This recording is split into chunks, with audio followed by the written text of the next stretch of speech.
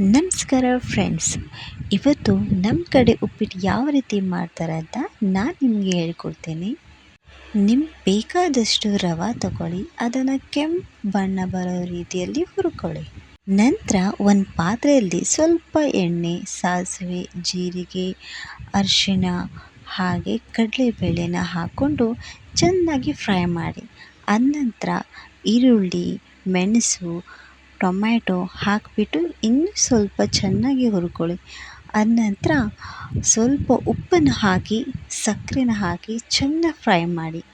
ಅದು ಎಲ್ಲ ತರಕಾರಿಯನ್ನು ಚೆನ್ನಾಗಿ ಫ್ರೈ ಮಾಡ್ಕೊಂಡಾದಮೇಲೆ ಅದನ್ನು ಕ್ವಾಂಟಿಟಿ ಬೇಕಾದಷ್ಟು ನೀರನ್ನು ಹಾಕಿ.